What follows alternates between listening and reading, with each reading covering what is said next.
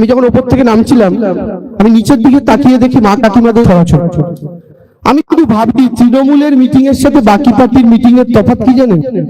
তৃণমূলের মিটিং এ এত মায়েদের উপস্থিতি দেখা যায়, অন্য কোনো পার্টির মিটিং এ এত মায়েদের উপস্থিতি দেখা যায় না। এখন কেন তৃণমূলের মিটিং এ এত মায়েদের উপস্থিতি দেখা যায় জানেন? তার দু চারটে কারণ আছে। প্রথম কারণ, ভারতবর্ষের 30টার উপর রাজ্য, তার মধ্যে একটা রাজ্য পশ্চিমবঙ্গ, কিন্তু এই যে এতগুলো রাজ্য আছে সব রাজ্যের মুখ্যমন্ত্রী একজন পুরুষ। একমাত্র একটাই রাজ্য পশ্চিমবঙ্গ ভারতবর্ষের মধ্যে যার মুখ্যমন্ত্রী একজন নারী। তো সেই নারী মুখ্যমন্ত্রীকে সমর্থন করার জন্য নারীরা একজোট বাঁধবেন না তো কারা একজোট হবেন বলুন তো? আর 2 নম্বর কারণ, মমতা বন্দ্যোপাধ্যায় ক্ষমতায় আসার পর মায়েদের জন্য যা ভেবেছেন, এবং একটা মায়ের জন্য ভাবা মানে কিন্তু একটা গোটা সংসারের। এই আমরা দেখবেন শিব ঠাকুরের মাথায় জল ঢালি, ওই জল কিন্তু মায়ের মাথাতেও যায়, ওই জল গণেশের মাথাতেও যায়। বাবার মাথায় অঞ্জলি দেওয়ার সময় দেখবেন গণেশের মন্ত্র হচ্ছে, কালী মন্ত্র হচ্ছে। ঠিক সেরকম একটা গোটা পরিবার, সেই পরিবারকে আপনাকে যদি সমৃদ্ধ করতে হয় তাহলে সেই পরিবারের যারা নারীরা আছে তাদেরকে উপরে তুলে ধরতে হবে, তাহলে গোটা পরিবার সমৃদ্ধ হয় একসাথে। মমতা বন্দ্যোপাধ্যায় সেটাই করলেন। ক্ষমতায় আসার পর দিদির প্রথম প্রকল্পের নাম ছিল কন্যাশ্রী। কিন্তু আমরা অনেকেই জানি না, জানেন কন্যাশ্রী মানে কি? আমরা অনেকেই ভাবি কন্যাশ্রী মানে বছরে 500 টাকা আর 18 বছর হলে 25,000 টাকা। কিন্তু কেন এই টাকাটা দিদি দিল, কেন এটা জানা প্রত্যেকের দরকার। মায়েরা আপনারা জানেন, একটু প্রত্যন্ত গ্রামের দিকে 12, 13, 14 বছরেও মেয়েদের বিয়ে হয়ে যেত। আমার নিজের পিসির মেয়ে, তার বিয়ে হয়ে যায় 14 বছর বয়সে। কিন্তু এই যে তাড়াতাড়ি মেয়েদের বিয়ে হয়ে যেত, এটাতে তিনটে সমস্যা দেখা দিত মায়েরা। প্রথম সমস্যা কি জানেন? মেয়ে 13, 14, 15 বিয়ে করে নিচ্ছে মানে মেয়ে পড়াশোনা করতে পারেনি, পুরো করতে পারেনি, তার আগে বিয়ে হয়ে গেল। তার মানে সে বিয়ে হয়ে যেই শ্বশুর বাড়িতে গেল, সে তো একদিন মা হবে। সে কি শিক্ষিত মা হতে পারবে? পারবে না। দ্বিতীয় সমস্যা কি হতো জানেন? সেই মেয়ে সে 13, 14, 12, 13 বছরে বিয়ে করার পর 14, 15 বছর বয়সে যখন গর্ভবতী হতো, সন্তান জন্ম দেওয়ার সময় আমার অনেক বোন কিন্তু মারা যেত। কেন জানেন? কারণ ওদের শরীর তখনও তৈরি হয়নি সন্তান ধারণের জন্য। আর তৃতীয় কি, যারা সন্তান জন্ম দিত সেই সন্তান বিকলাঙ্গ সন্তান কিংবা অসুস্থ সন্তান জন্মাতো। কারণ আমার সেই বোনের শরীর তো তখন সম্পূর্ণ নয়, যেটা তার 18 বছর হলে সম্পূর্ণ হবে, যে কারণে আইন বলে 18-র আগে বিয়ে দিতে নেই। মমতা দিদি ভাবলেন এই 3টে সমস্যা, 1 শিক্ষিত মা, 2 সুস্থ মা, 3 সুস্থ সন্তান, এই 3টে সমস্যাকে কিভাবে এক ঢিলে 3 পাখি মারা যায়, কিভাবে 3টে সমস্যার সমাধান করা যায়। তখন দিদি ওই টালির চালের ঘরের ভেতরে সাদা শাড়ি পরা মেয়েটা রাত্রিবেলা বিছানায় শুয়ে শুয়ে ভাবলো কি প্রকল্প আনা যায়, কি প্রকল্প আনা যায়। তখন দিদি ভাবলো এমন একটা প্রকল্প আনতে হবে যেটা এই 3টে সমস্যারই সমাধান করবে। তখন দিদি নিয়ে এলেন কন্যাশ্রী প্রকল্প। এখন এই কন্যাশ্রী প্রকল্পের জন্য 3টে সমস্যার কিভাবে সমাধান হলো জানেন মায়েরা? আর গ্রামে গঞ্জে 18-র নিচে মেয়ে বিয়ে হওয়া অনেক কমে গেছে। কেন হয়েছে আপনারা তো নিজেরা দেখতে পান চতুর্দিকে। কি করে এই 3টে সমস্যার একবারে সমাধান হলো? প্রথম, বাড়ির মা বাবা মনে করলো যে মেয়েটা, এই প্রকল্পটার নিয়ম কি, যে মেয়েকে 18 অবধি পড়াশোনা করাতে হবে। মেয়ে যদি 18 বছর অবধি পড়াশোনা করে তাহলে এককালীন 25,000 টাকা পাবেন। কি সুন্দর বুদ্ধি খাতি মমতা ব্যানার্জি ভাবুন। কেন? এবার সেই মেয়েটার বাড়িতে মেয়েটার বাবা আর মা ভাবলো মেয়েটাকে তো 14 বছর অবধি পড়ালাম, শিক্ষা তো এখন ফ্রি, স্কুলে পড়তে অত খরচ হয় না, বই সরকারে, জুতো মোজা সরকার দেয়, মিড ডে মিলও সরকার দেয়, মেয়েটাকে যদি আর 3টে বছর পড়াতে পারি 25,000 টাকা পাবো। এইটা চিন্তা করে বাবা মা মেয়েটাকে 18 বছর অবধি পড়াশোনা করানো শুরু করলো। 3টে কাজ একসাথে হয়ে গেল। কি হয়ে গেল জানেন? মেয়েটা 18 বছর অবধি পড়লো মানে ন্যূনতম কমপক্ষে মেয়েটা উচ্চ মাধ্যমিকটা পাশ করলো। তাহলে এই মেয়ে যখন তার শ্বশুর বাড়িতে গেল বিয়ের জন্য, বিয়ের পরে মা হলো, সেই মা কিন্তু একজন শিক্ষিত মা হলো। তার মানে তারপরে 100টা প্রজন্ম শিক্ষিত হবে। দ্বিতীয় কাজ কি হলো? এই 18 বছর অবধি পড়াশোনা করানোর নাম করে মেয়েটাকে তো আর বিয়ে দিতে পারলো না বাড়ির লোক 18-র আগে। তাহলে 18 অবধি মেয়েটা অবিবাহিত রইলো, 18-র পর মেয়েটার বিয়ে হলো। এতে কি হলো? আমার সেই বোন যখন গর্ভধারণ করলো তখন সন্তান প্রসব করতে গিয়ে আর বোনটার মৃত্যু ঘটলো না। আর তৃতীয় কি হলো? সেই বোন যে সন্তানের জন্ম দিল সেই সন্তান সুস্থ সবল সন্তান হয়ে জন্মালো। তাহলে একটা কন্যাশ্রী প্রকল্প সুস্থ সন্তানের জন্ম দিল, বোনটার প্রাণ বাঁচিয়ে দিল, আর শিক্ষিত মা তৈরি করলো যে মা পরবর্তী 100টা প্রজন্মকে শিক্ষিত করে তুলবে। একটা কন্যাশ্রী প্রকল্প মায়েরা বদলে দিল গ্রাম বাংলার চরিত্র। এরপরে চলে আসুন মায়েদের নামে স্বাস্থ্য সাথীর কার্ড। আপনারা ভেবে দেখেছেন? এখানে দাদারাও আছেন, স্বাস্থ্যসাথীর ক্যাপ কেন বাড়ির মায়েদের নামে হয়েছে, ছেলেদের নামে তো হতে পারতো?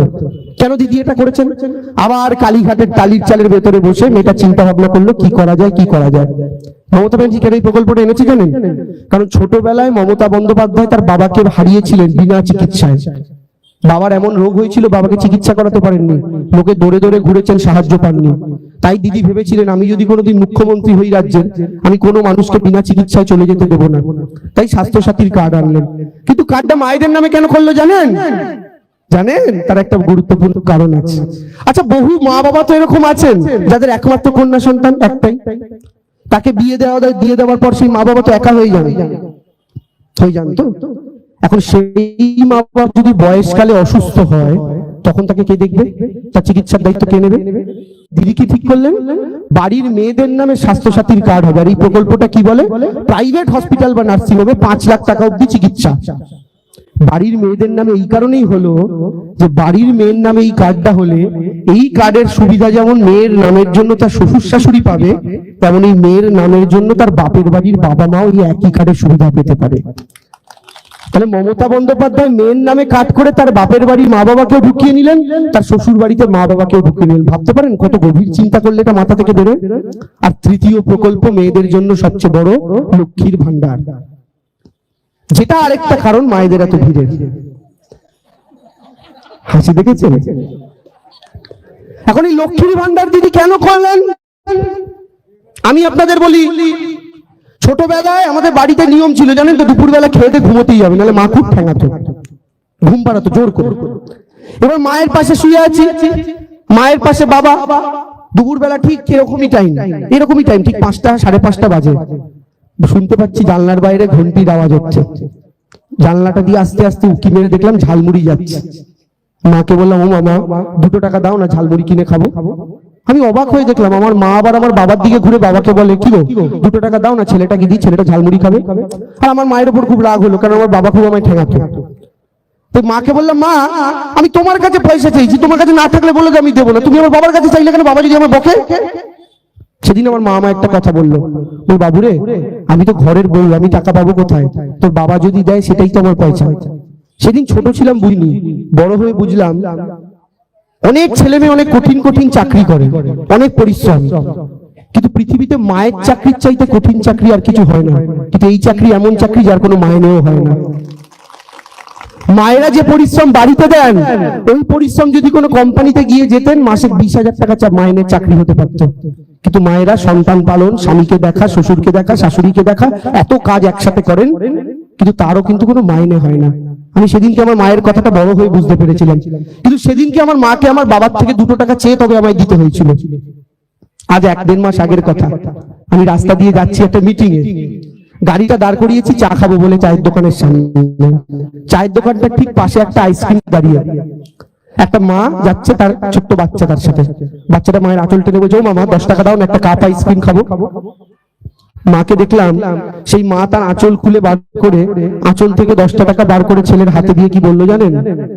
বললো, এই টাকাটা কিন্তু আমি তোর বাবার থেকে নিয়ে তোকে দিইনি, এটা তোর মায়ের নিজের টাকা, লক্ষ্মীর ভান্ডারের টাকা নিয়ে তোকে দিলাম।